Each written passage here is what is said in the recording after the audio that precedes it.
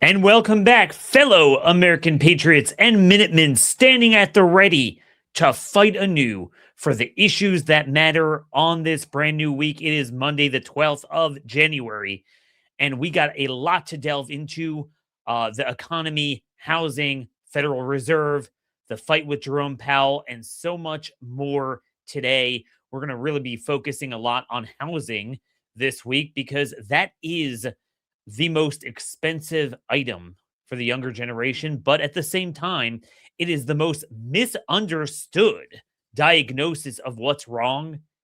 And I fear that we're headed in a very bad direction as to what the government is going to do to solve the problem and not really solve it, of course, and obviously prevent prices from coming down. And through that prism, I want to discuss the economic arsonist as the firefighter, how Trump and the GOP are becoming just like the Democrats and really the way the GOP always was, but they're doing it even more now. Aristo-populism versus free market populism. I want to delve into that. How aristo-populism is about juicing up the sectors of the economy that the elite benefit from unnaturally, that the free market would not allow, and then they sell access to the solution and then come to the people and act like, oh, I'm for the populace, I'm for the people. Oh, look at you. Woe is to you. You need subsidies. You need more market interventions. And meanwhile, all they do is create more price inflation in housing, food, insurance, healthcare, you name it, and rinse and repeat the same failed cycle of government. It's time we understand what's going on there, and I'm very concerned about the direction of the president, the party, that it's doubling down on all the failed elitist policies of both parties, and then suffering the lowest common denominator policy wise and politically of both elitism and populism. So we're going to get into that and so much more. First off, we will be showing more charts, more pictures. So those of you who are listening on iTunes or wherever, you might want to start watching us on YouTube at Horowitz Show. We will have, for the foreseeable future, every audio show will be fully on video, both the monologues and the interviews as well. We don't have an interview today, but we will have a guest the rest of the week. So make sure you like and subscribe at Horowitz Show on YouTube. Also, I gotta say, there is so much I don't have time to get to on a daily basis. So I will have a lot of leftover links in Daniel's Digest at my Substack, Daniel Horowitz Substack. Just search for it. And if you are watching right here, you guys could in the, where are we? Yeah, right here in the corner, there is a QR code here that you could put your phone up and subscribe right away to my my Substack there. So we're gonna get that as well. I'm really trying to enhance the experience because there's just so much to focus on this week. Okay, so let's delve right into it here. Aristopopulism versus free market populism. Aristopopulism, the Washington Post and others coined this term to describe J.D. Vance, where you basically get in bed with big tech, the big industries, distort the market, create asset bubbles. This is where what we're going to talk about today. This is where the artificially low interest rates come from, the quantitative easing, the stimulus, monetary and fiscal, endless deficit spending, regulatory capture. And then inevitably the consumer gets crushed by it. Then they turn around to the consumer and say, all right, we really feel your pain. And now we're going to give you handouts and more subsidies and rinse and repeat. That's what aristopopulism is, all the while selling political access, being swayed by the money interests at the top of the food chain, and then selling political access, and then getting swayed by perceived public opinion against it at the bottom and overcorrecting and driving the steering wheel back and forth and back and forth. Whereas free market populism is driving down the middle of the whole of the people, meaning there's no tilting the economy towards various industries, towards the wealthy, or artificially towards the poor, so to speak. You just let it sit. It's not perfect, but it's a lot more perfect than aristo-populism, which is essentially what Democrats have been doing for years, and now Republicans are adopting it. In that sense, aristo-populism is really the antithesis of principles, because whatever you're doing at a given time is pandering. So you pander to the elites and the donors, and then when the tab comes due, you'll pander to the broad, masses and low income when they're incurring the fallout of all those policies. And my concern is this is what you're finding with Trump on housing, on healthcare, on welfare, on tax policy, on credit card policy, the Federal Reserve policy. It's a mixture of both. So we'll start out here with the credit card stuff. We'll go on to housing, the Federal Reserve, the fight with Jerome Powell, the indictment or the impending threat of an indictment. So Trump announced over the weekend that he wants to impose a 10% cap on credit card interest rates on January 20th, coinciding with the anniversary of his inauguration. And he said, quote, "Please be informed that we will no longer let the American public be ripped off by the credit card companies that are charging 20 to 30%, even more, which festered unimpeded during the sleepy Joe Biden administration. And I'm gonna put an end to that." Now, first off, this is yet another policy in a line of a litany of these executive orders that either never come to fruition, or if he does try to implement them, they get mowed down in the courts. Obviously, as you well know, I've been a big defender of the president when he's right and the courts overstepping their boundaries. But I'm just telling you, the courts mow down things that he clearly has the authority to do. So certainly things like this, that he just simply does not have the authority to do that without Congress. He just doesn't. But moreover, what you're finding with Trump seizing assets, taking equity ownership in companies, saying he wants to artificially put interest rates at zero. He wants to do quantitative easing and buying in of housing, not just at the Federal Reserve level, but at the Freddie and Fannie level, and now capping credit card rates. Trump is promoting a wartime economy without a major war. And he expends his capital being perceived as a totalitarian leader on just utter sophistry that either are stupid or they treat a symptom of a problem that he's making worse. And meanwhile, like, look, if you're going to be a tough guy, ignore the courts, go after Islam, go after the communists and the anti-ICE people. But instead, he backs down on immigration. He backs down on the, sending the National Guard. And then he saves his strong armness for things that he doesn't even plan on standing behind, and they're just ridiculous.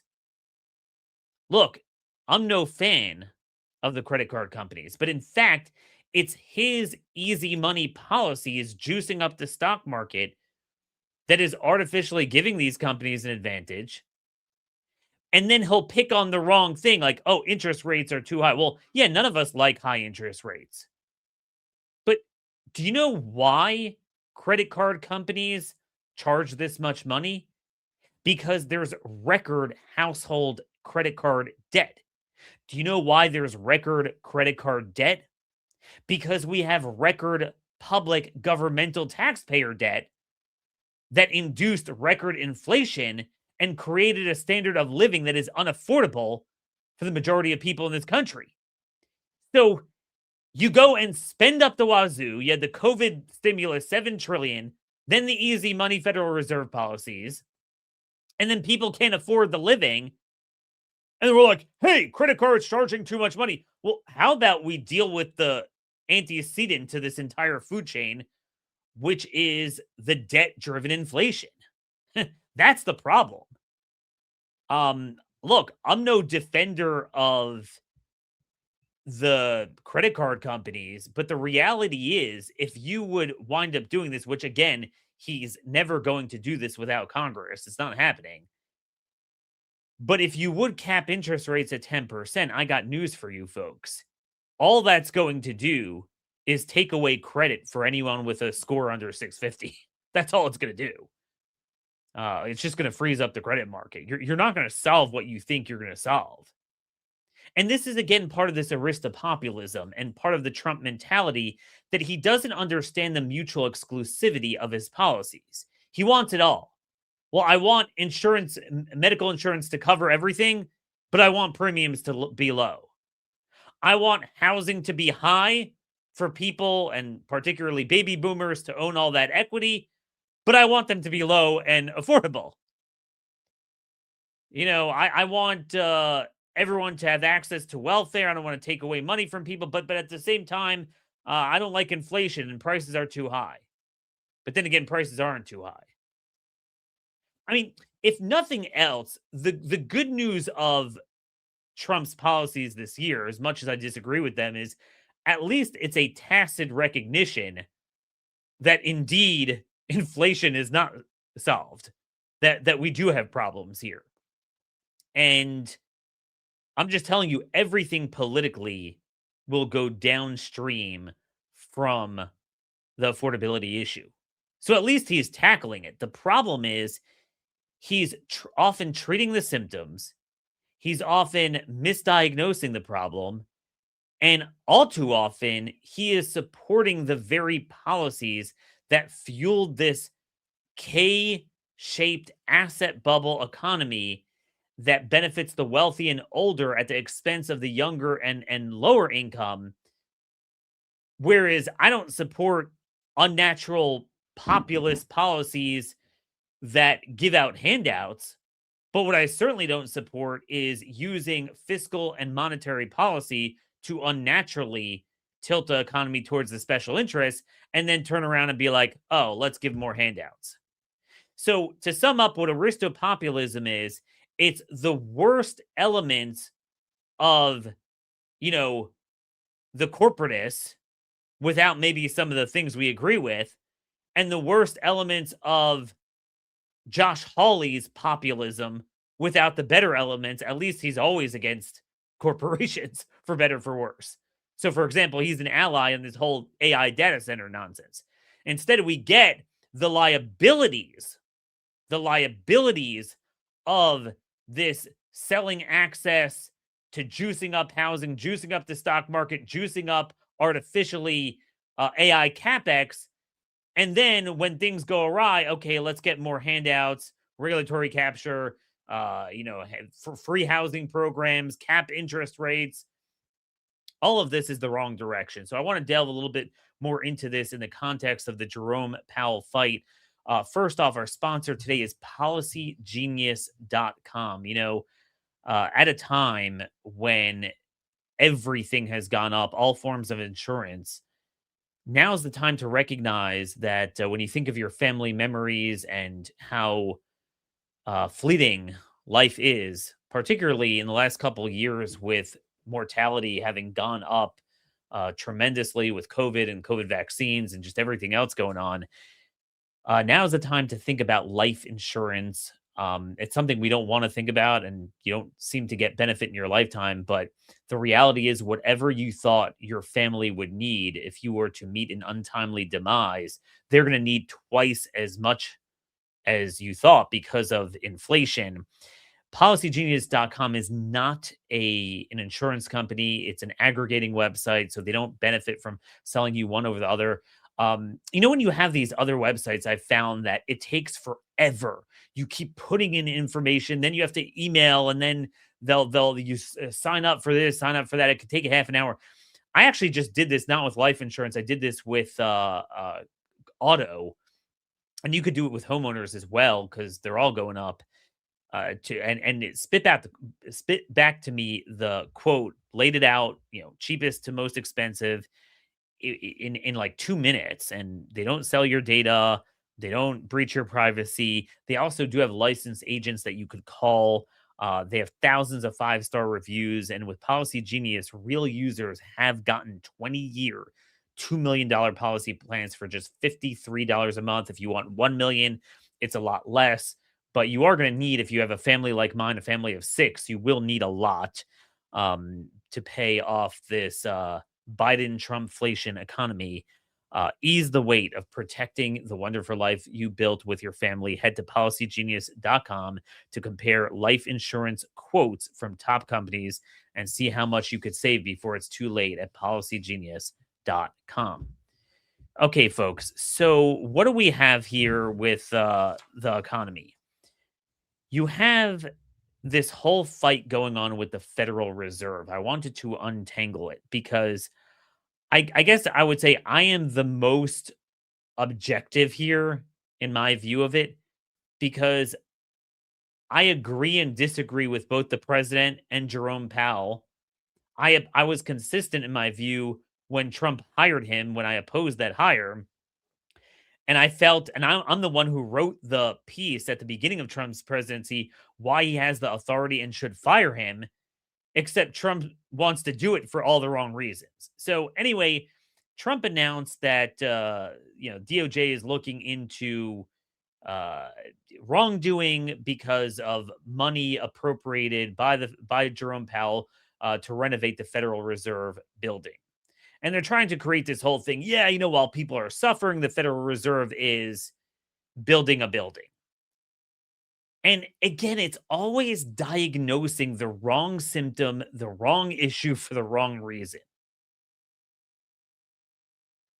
FHFA Director Bill Pult, according to Bloomberg, is the driving force behind the federal subpoena of the Federal Reserve. Now, Pult is the guy that is driving up housing prices. He is classically the guy who has supported and has gotten rich off of policies that created this very housing bubble. So let's take a listen to the video everyone's playing.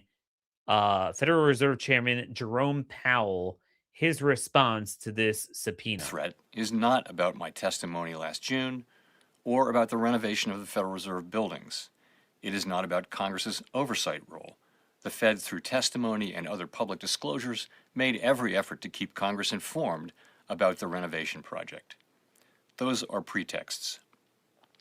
The threat of criminal charges is a consequence of the Federal Reserve setting interest rates based on our best assessment of what will serve the public, rather than following the preferences of the president. Okay, folks. So, I am no fan of his. Again, I said Trump should have fired him. I disagreed with the fact that Trump hired him to begin with. Let's not forget that. But you can't deny that fact is true. If Jerome would be lowering interest rates to near zero, which is what Trump wants, you would not see any of this. So this is not about, I'm for the people and I'm scared of something he did wrong. It has nothing to do with that. And again, I don't mind him firing him. My view on this is nuanced. I believe Trump, the president, should have authority over the Federal Reserve. I believe he does. There's no fourth branch of government. I'm not one of these that's like, oh my gosh, Trump is assailing the independence of the Federal Reserve. There's no independence. That's North Korea.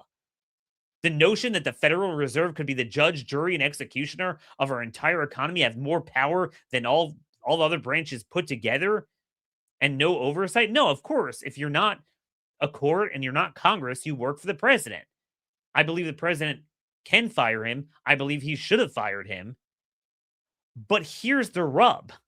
I believe he should have been fired because he spent too much money, kept rates too low, and drove the housing bubble unnaturally. And then when the rates went up, people were trapped, and it created this generational interest rate trap.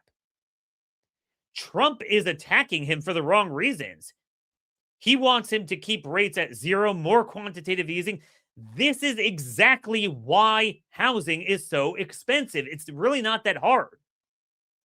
Trump's like, oh, I want zero rates, but I want low prices, but I want high prices for the seniors. I mean, look, folks, something's got to give here. Something has got to give. You can't promise a utopia. That's what aristo-populism does. And then it creates a living hell. See, here's the thing. Really, we shouldn't have 30-year fixed mortgages at all. Congress basically codified it with the FHA and Freddie and Fannie. See, technically, there's no law saying thou shall have 30-year fixed mortgages. But the reality is there's a cascading set of consequences from things government did do that created a fake market that made it make sense. So the government, between the Federal Reserve and Freddie, Fannie, Ginnie, FHA, they control about 10 to 11 trillion of the 14 trillion mortgage market. So essentially, just like with healthcare, government is the 800-pound gorilla in the room with mortgage. We talk about corporate ownership, but government ownership is actually the bigger problem. So they set the pace with these 30-year fixed mortgages. By the way, for a lot of people who couldn't afford it. Oh, put down 3.5%. Well, what do you think happens when you tell people during COVID, we're going to set rates at zero? That's what they did. So people were getting 2.5% interest locked in for life, 30 years on a house. Well, that skyrocketed the prices. That's why we're in the bubble. And it's the second go around. They did it after the great financial crisis. That was one level. And then they did it now. I want to show you, again, for those of you who are watching, if you're listening, you could take a look at this. I want to show you a picture here, a chart from Apollo, put out a 126-page analysis of the housing market a couple of weeks ago to begin the year. I want to take a look at this. There's a chart here. I'll narrate it for our audio listeners. And you'll see that there's a record 35 trillion of household equity in real estate. Now, just before COVID, it was 20 trillion. So it went from 20 to 35 in a matter of a few years, really a matter of a year and a half. That was all because of the very Federal Reserve policies Trump induced at the time and wants to return to, in addition to having Freddie buy up 200 billion more in MBSs. And as you could see, after the GFC, it was really at 10. So we kept rates artificially low for most of the time since the great financial crisis, and then really kept it low during COVID. And again, you could see the bubble, whatever asset bubble in equity equity holdings existed during the first decade of the 2000s, the first major housing bubble. This thing just crushes it fourfold. Okay? This right here is the chart that matters. That bubble has got to come down. Yes, that fake store of value that you have in your house is not really there, and it needs to disappear. A certain percentage of it was never real, and that's it. It's like when I look at my finances, I look at what, the cash and mutual funds and whatever I own, I don't count on the fact that I purchased a home in 2012 for $350,000 and now it's like something like $650,000. But it's not. And you can't count on that. But what I'm telling you is people like Pult, people like Besant, people like J.D. Vance, they want this aristo-populism. Yeah, I want to juice up the industry, but at the same time, I want it to be affordable. So we're going to go and have zero interest rates. We're going to go and have quantitative easing, MBS purchases both at the Federal Reserve side, but also at Freddie and Fannie, and then keep prices up. Oh, but let's lower interest rates. And that's going to do what it did every other time. The objective is not to lower interest rates. It's to lower pricing. Interest rates are not 15%. They're at the historical average. What do you think it costs to borrow 30 years? Oh, I'm going to borrow with 2% interest? That's ridiculous. And what that does is it doubles and triples the prices. Like, this is the problem of this entire universal affordable home agenda since Bill Clinton in the 90s. When you want to make something affordable for everyone, it becomes affordable for no one. The reality is, this entire business of the 30-year fixed, locked in with artificially low interest rates, that's why it's so expensive. A lot of people are like, oh my gosh, I can't afford it. I need a 30-year. And that's why Trump was talking about a 50-year, which is the exact opposite direction we need to head in. We need to go back to what we had pre-FDR. 3 to 5 to 7 year variable. And, you know, it won't be 2%. But you know what's going to you know what would happen in such a market? If you got government out of all this stuff, the FHA and all this stuff, prices would be a fraction of what they are. So your down payment would be a fraction of it. And then even the mortgage, even at a higher interest rate than like what we were used to the last generation, but historical average and normal and letting the market set, you won't be paying off debt your whole life. That's what real free market populism, so to speak, is versus this aristo-populism, utter nonsense. And the bottom line is the same nonsense that we're seeing with housing, we're actually also seeing with the stock market. This is the other thing. Oh yeah, I'm for Main Street, not for Wall Street. Oh, but look at that stock market. It's doing so great. Now, first of all, the stock market's a joke because, yeah, the S&P was up 22%, but gold was up 65%. Silver has been up like 180%. I mean, silver's up like $8 to $84 today. And gold's up at 4,600. Gold and silver are laughing at out of the market. Platinum was up 130%. Palladium up almost 100%. Copper's up 38%, and that's probably getting ready to surge. It's telling you this is all fake. And the public knows it. You know, I don't have much faith in the public to sort out moral issues, complex policy issues, legal issues. But one thing they do know and feel is the pocketbook. This is interesting, again, for those of you listening. I have here a chart from the Semaphore posted from the Washington Post survey of people's perceived perception of, are you spending more, the same, or less on the following items? So gas, gas is kind of evenly split. There's a significant amount, 25% say they're spending less, 37% say they're spending about the same, 37% say they're paying more. Now that's people, it skews a little bit more negative. I think that's fair to say because obviously gas is down because of the depression of the economy. That's not a good thing. But then as you go up, housing, 39% believe they're spending more, but 54% believe the same, which is the same is record high.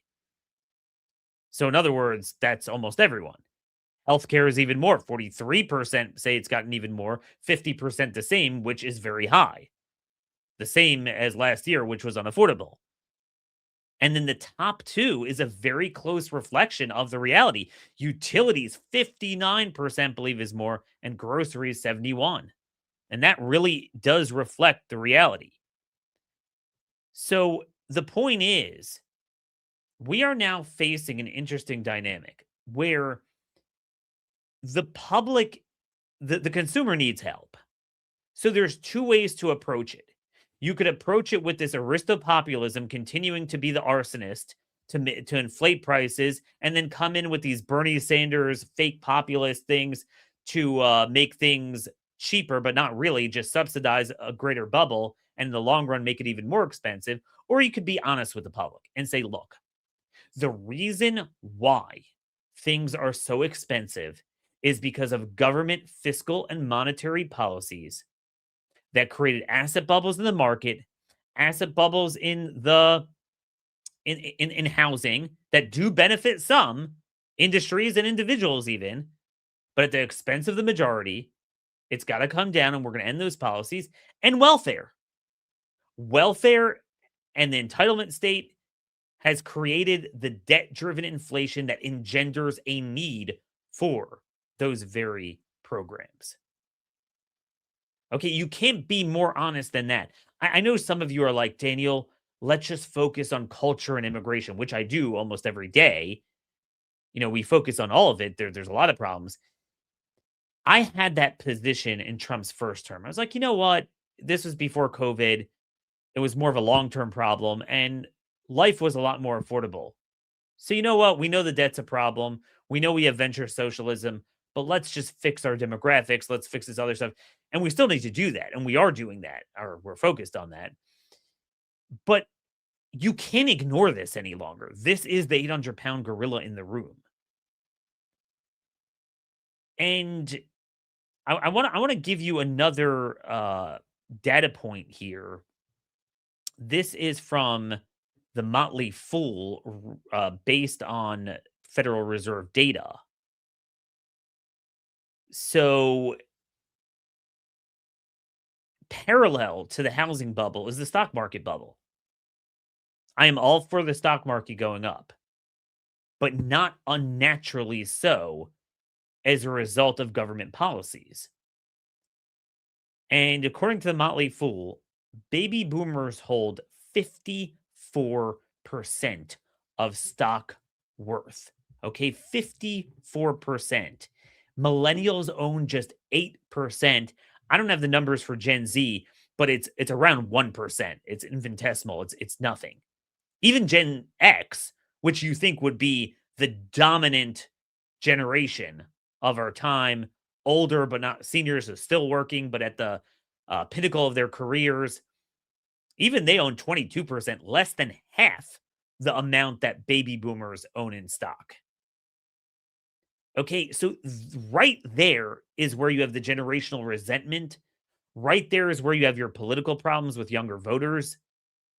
So if the solution is more aristo-populism, unnaturally juicing up the AI sector, where you have Heng, the CEO of NVIDIA, the largest corporation in world history, saying that he couldn't have done it without Trump, well, that's headed in the wrong direction. But what I resent is these very same people come and say, they lecture us. Yeah, Daniel, you can't be stuck on this dogmatic, principled conservatism. We need to cap interest rates. We need to subsidies. We need welfare. We need handouts. No, you only need it because of your aristo-populist, elitist policies, unnaturally using deficit spending and Federal Reserve quantitative easing and near zero interest rates to juice up the asset bubbles that harm these very consumers. How about you do neither? How about you balance both sides of the equation?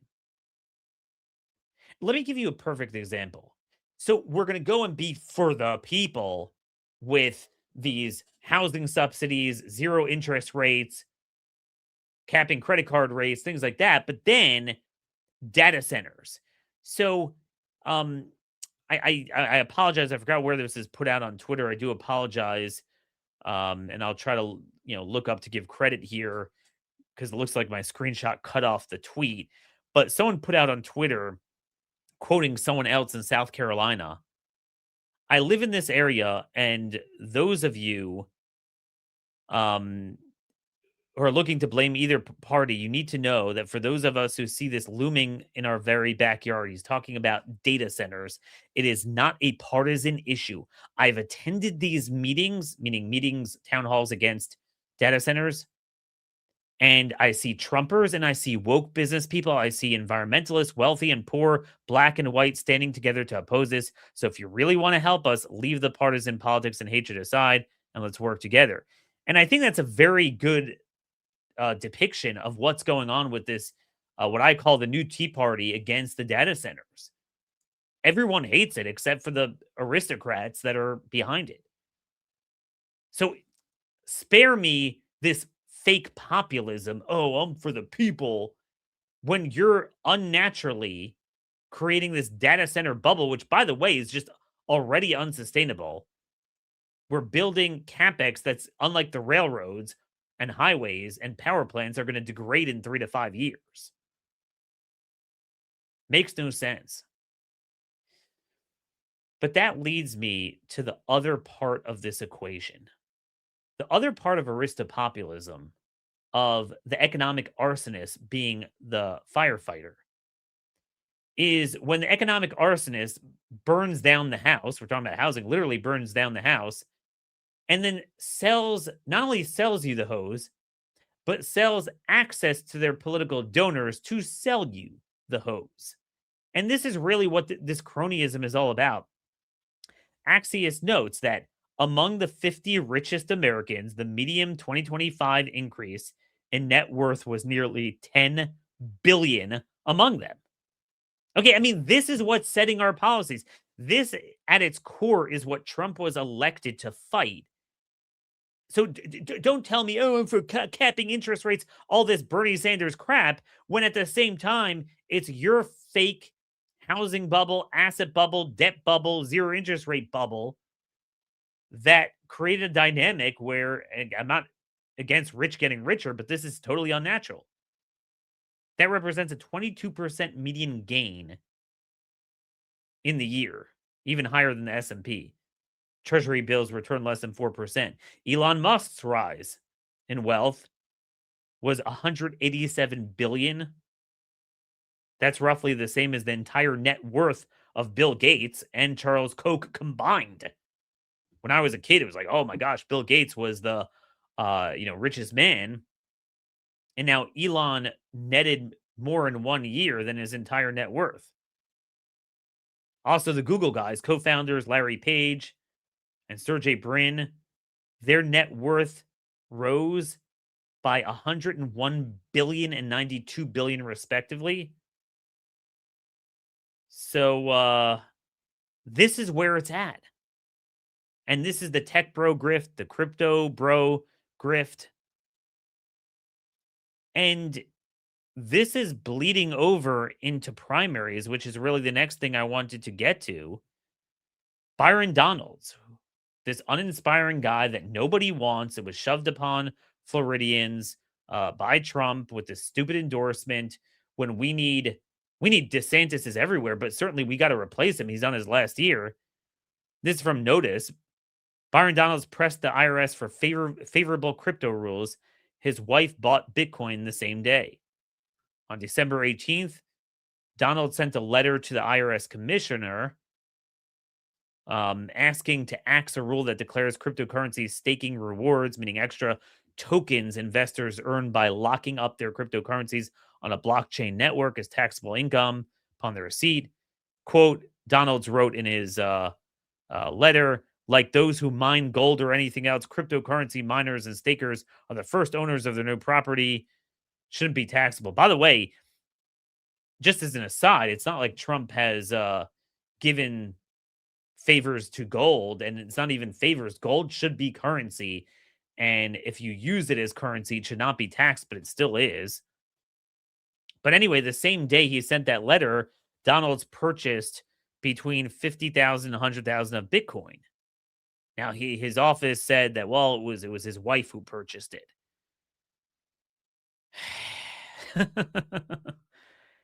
And look, I mean, this has been a his modus operandi. On April 10th, the Donalds couple bought or sold between 8,000 and 120,000 worth of stock a week after Trump's liberation tariff declaration. And, including companies that were affected by it. I'm just telling you, folks, this is what aristo-populism is all about. They enrich themselves with unnatural favors, and then when the public is upset, they'll come in and spend even more money on welfare, on, fake socialist populist stuff. And that's what this is all about. One thing it's never about is consistent principle driving towards a fixed objective, other than that fixed objective being their personal wealth. Some of you might have seen the Wall Street Journal has an important article on Washington's new lobbyists, paid online influencers with few rules. Basically, it's not just that people earn a ton on monetization of the algorithms, putting out stupid, slop as political commentary, but they're directly getting paid by industries to shill for things. So on the right, you have a whole cottage industry that buys access to the White House, and then industries get a hold of them. So they're doing this for big tech, they're doing it for Qatar, they're doing it for solar and wind, and they're doing it for marijuana. That's, by the way, why you have a lot of these shills on the right. At the same time, they're saying these blue cities, decrepit crime and, cultural rot gut. But then 3 minutes later, they'll push marijuana because that lobby has so much money. And so, Trump got roped into that. It's nonstop.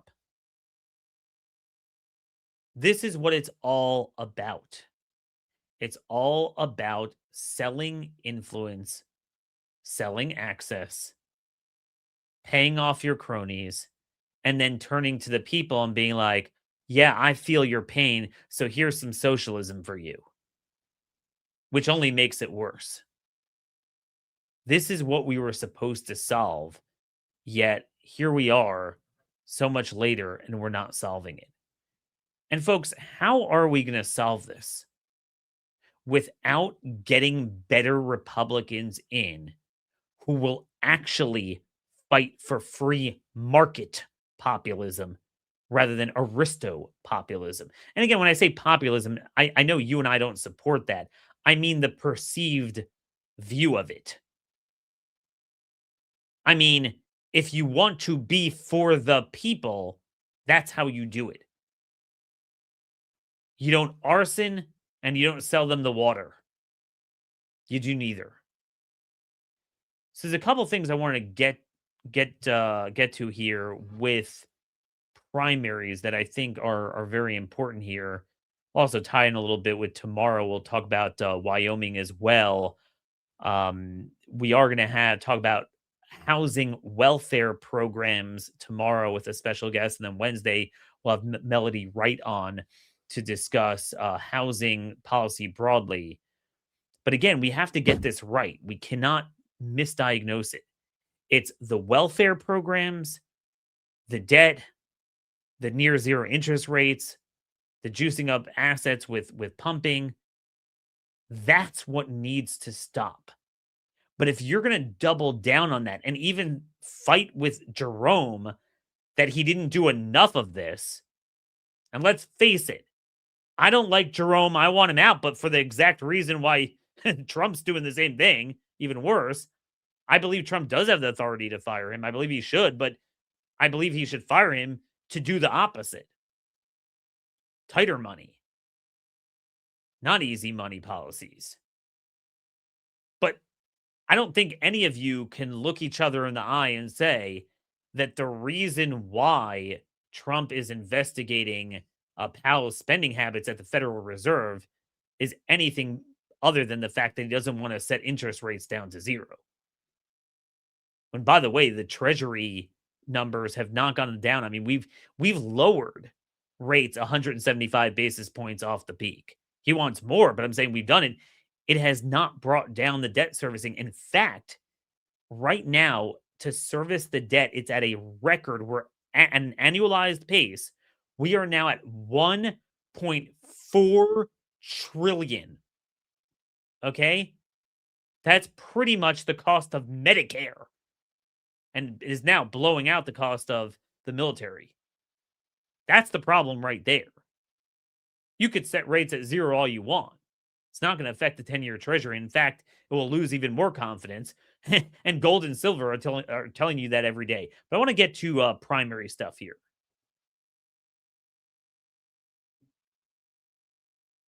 So if there's ever one state where we could run up the score, it would be in Wyoming.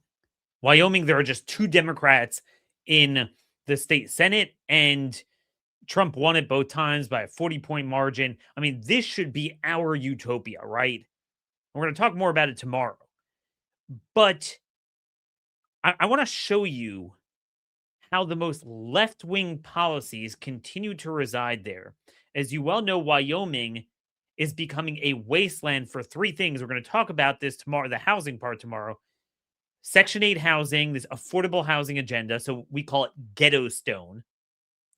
Then it's a wasteland for windmills at every square inch. And then now the third thing is data centers everywhere. Okay, so I want to read to you this article from Wyoming Public Radio about a recent meeting between Governor Gordon, who is a leftist, he's going to leave office there soon, and Chuck Gray, who is the Secretary of State. He's the conservative leader of the state. We've had him on the show before. And basically, all of the state leaders are part of this SBLC, the State Board of Land Commissioners. Most states have that, where all the cabinet members, the elected statewide leaders, so the Secretary of State, maybe the Attorney General sometimes, the Treasurer, Ag Commissioner, depending on the state, or the Superintendent of Education, and the Governor. They have this meeting that the governor runs, and they make decisions on certain land purchases and land decisions. So they had this meeting on Thursday focused on a wind project.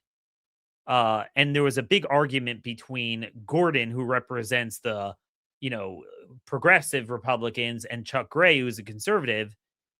More than 5 hours into the SBLC meeting, Gordon asked Gray, step outside. You want to step outside?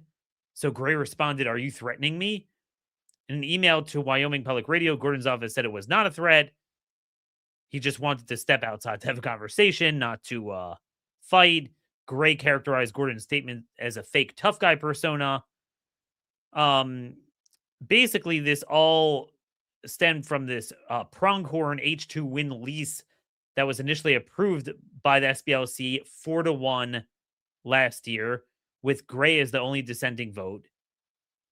And it was overturned in the courts. So Gray asked Gordon to instruct the Attorney General to not undercut the will or the decision power of the board. And Gordon responded, "I think to cast aspersions on the Attorney General, former justice, I don't think that's a good idea." And whatever, they began talking over each other and having a argument over. Now, Superintendent of Public Instruction Megan Degenfelder, who is one of the members because she's a statewide elected official, she attempted to interject twice, seemingly to bring the board back to decorum. Both times, Gray held out his arm towards stopping the motion. "Hold on, please stop interrupting me." In an emailed statement to WPR, Dingenfelder said, "I'm not interested in theatrics. I'm staying focused on delivering results." Now, why am I bringing this up now, folks? Why am I bringing up this random meeting from Wyoming?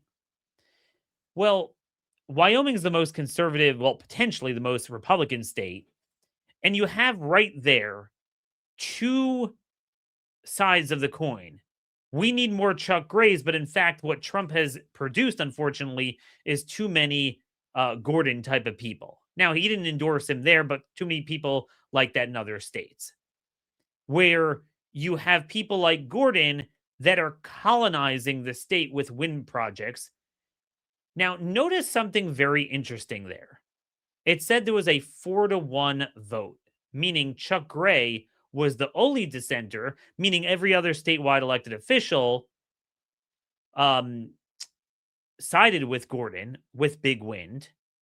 And notice who one of them is that was mentioned there that was trying to shut down Chuck Gray, but not saying she blatantly agreed with Gordon, but clearly has been voting with him on all issues related to ceding our land to wind and to data centers. Megan Dengensfelder.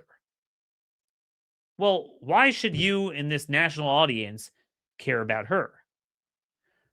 I'm going to give you a little bit of background here and, a private conversation that maybe I shouldn't say, but look, I was friends with Chuck. I'm still friends with Chuck. I had a little bit of a terse text with him. Out of nowhere, I saw he decided to run for Congress in Wyoming. And that's because Harriet Hagman, that large congresswoman, announced she's running for Senate because Cynthia Lummis is vacating that, retiring. So it's creating a chain reaction.